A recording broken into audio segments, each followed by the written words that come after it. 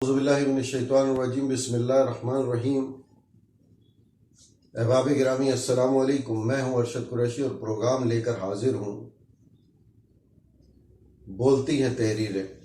آج جس کتاب کا انتخاب کیا ہے اور صاحب کتاب ہیں مستنصر حسین تارڑ صاحب، اور یہ کتابی سلسلہ ہے تارڑ نامہ 6۔ تارڑ نامہ 6 میرے زیر مطالعہ ہے، ایک احباب عنایت سے مجھ تک پہنچا۔ یہ سنگ میل پبلیکیشن لاہور سے 2018 میں شائع ہوا اور اس کی قیمت 900 روپے ہے، اور اس میں تقریباً 375 مضامین ہیں۔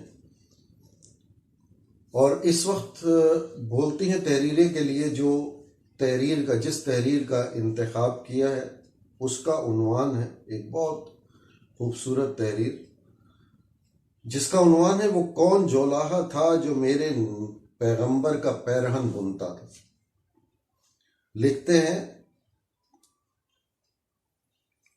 تو وہ کیا خیال تھا بی بی فاطمہ کے پیرہن پر جب میں نے ہاتھ رکھا، اس کی بنت اور کپڑے کو اپنی ہتھیلی سے مس کرتے ہوئے۔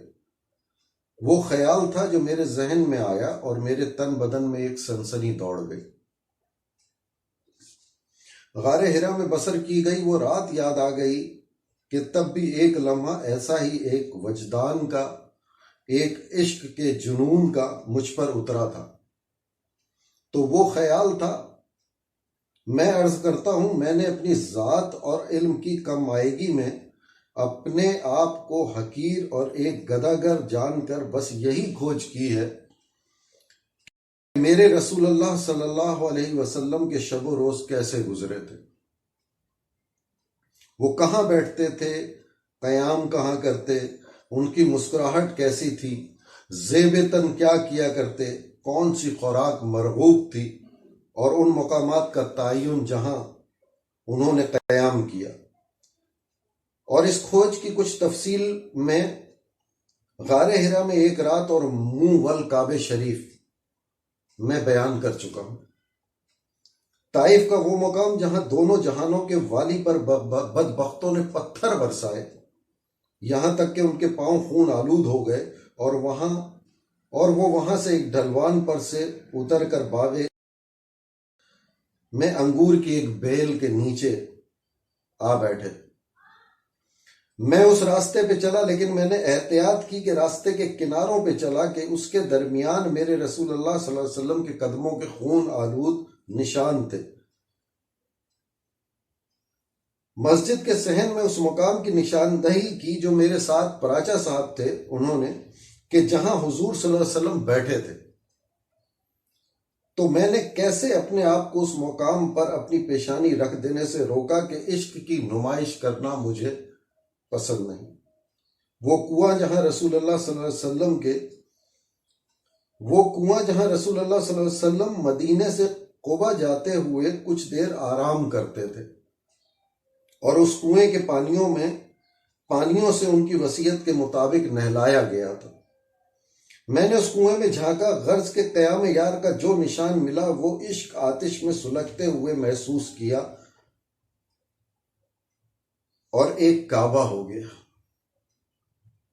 تو شہر یار کند میں بی بی فاطمہ رضی اللہ تعالی عنہا کے پیرہن پر جب میں نے اپنا ہاتھ رکھا تو اس کی بنت اور کپڑے کو محسوس کیا، تو مجھے خیال آیا ان زمانوں میں مدینہ منورہ میں جو جولاہے تو ہوں گے، اور ان میں سے ایک جولاہا وہ بھی ہوگا جس نے بی بی فاطمہ زہرا رضی اللہ تعالی عنہا کا یہ پیرہن اپنی کھڈی پر بنا ہوگا، اور یقیناً یہ وہی جولاہا ہوگا جو میرے رسول اللہ صلی اللہ علیہ وسلم کے لیے بھی کھدڑ کا ایک کھردرا لباس بنتا ہوگا۔ اگر وہ بیٹی کے لیے پیرہن بناتا تھا تو یقیناً باپ کے لیے بھی تو کوئی لبادہ کھردرا کھڈر کا بنتا ہوگا۔ خانوادہ رسول صلی اللہ علیہ وسلم کا کوئی ایک جولاہا تو ہوگا، اور وہ اپنی کھڈی پر رسول اللہ صلی اللہ علیہ وسلم کے لیے بھی تو ایک چوغا کرتا یا لبادہ تیار کرتا ہوگا۔ تو خیال یہ آیا کہ آخر وہ کون جولاہا تھا؟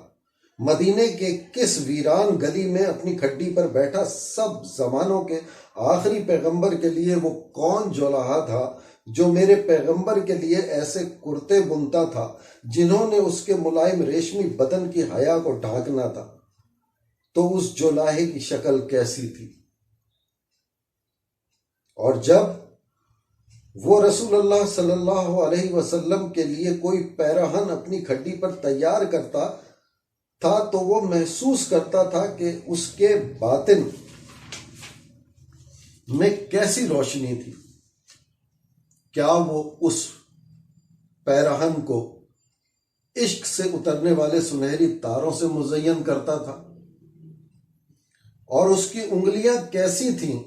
رسول اللہ صلی اللہ علیہ وسلم کا لبادہ بنتے ہوئے اس کی انگلیوں کے پپوٹوں میں بھی تو وہ نور بھر جاتا ہوگا، اور وہ جہاں کہیں بھی جاتا ہوگا، مدینے کی گلیوں میں نکلتا ہوگا تو دور سے پہچانا جاتا ہوگا کہ یہ کون جولاہا چلا آتا ہے جس کی انگلیوں کے پپوٹے روشن ہیں۔ اگر شام میں نکلتا ہے تو اسے اس روشنی میں راستہ دکھائی دیتا، اور اگر رات ہے تو اس کی انگلیوں کے پپوٹے چراغ کے مانند روشن ہو رہے ہوتے۔ کوئی بھی اس رات نہیں بھٹک سکتا اور نہ راستہ گم کر سکتا کہ ایک جولاہے کی انگلیوں کے پپوٹوں میں نور کے دیے روشن ہو رہے ہیں۔ تو خیال یہ بھی آیا کہ جیسے درزی کوئی لباس تیار کر کے اسے گاہک کو پہنا کر ناپ درست کرتے ہیں، آستینوں کی لمبائی ماپتے ہیں اور کبھی کم کرتے ہیں کبھی بڑھاتے ہیں، اور اگر لباس بدن پر کھلا ہے یا تنگ ہے تو اسے دوبارہ تھوڑا سا ادھیڑ کر خوش بدن کرتے ہیں، تو کیا وہ ایک جولاہا بھی کھدر کا پیرہن کھردرا اپنی کھڈی پر تیار کر کے رسول اللہ صلی اللہ علیہ وسلم کی خدمت میں پیش ہوتا ہوگا؟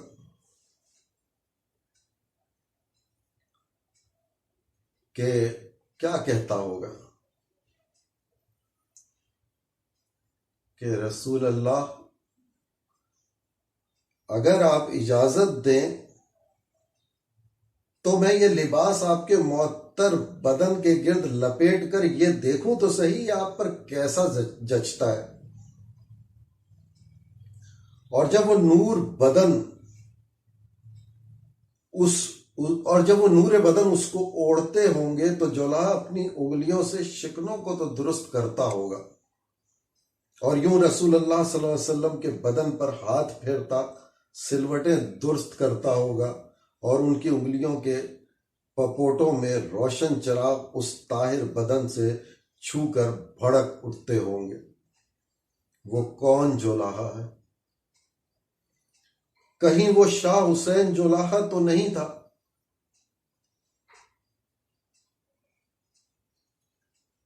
اساں اندر باہر لال، سانو مرشد نال پیار ہے۔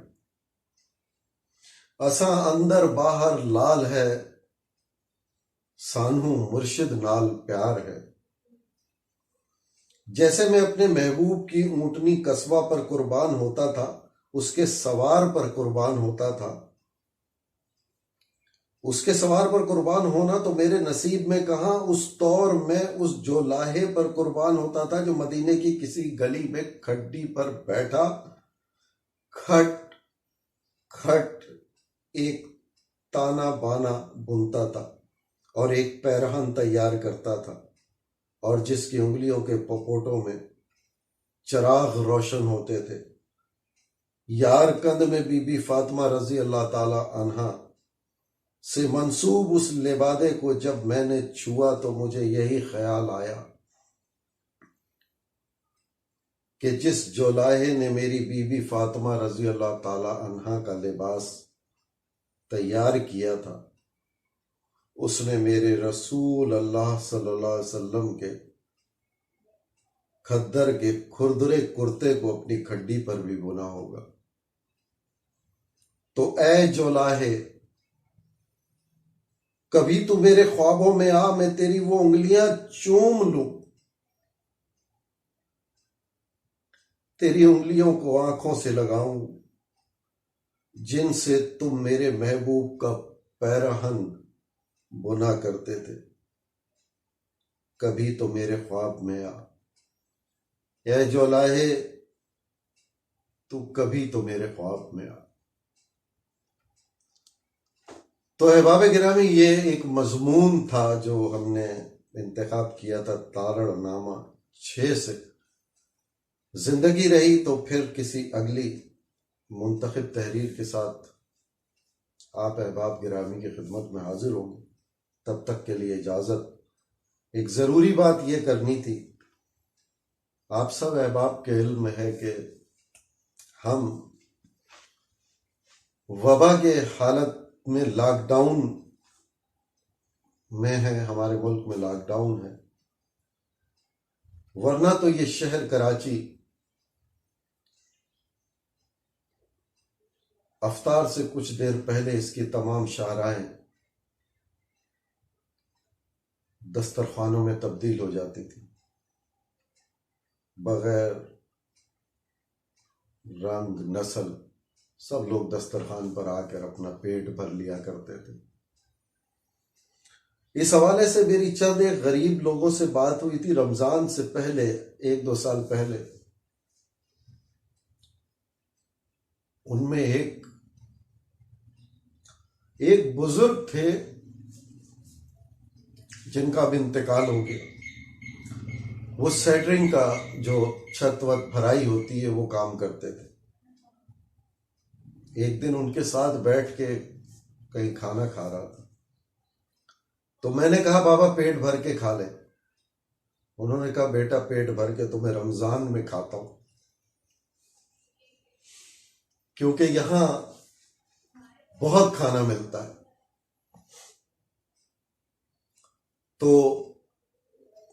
जाहिर है ये दस्तरखान बहालत मजबूरी अब नहीं सजेंगे, तो जरूरत इस अमर की है कि अब हमें अपने इर्द गिर्द उन लोगों का जो दस्तरखानों पे खाना खा लिया करते थे, पेट भर लिया करते थे, अब उन पर बड़ी गहरी नजर रखनी होगी। उन तक अफ्तार और खाना पहुंचाने का इंतजाम करना होगा। इन्हीं अल्फाज के साथ इजाजत चाहता हूं। फी अमान अल्लाह।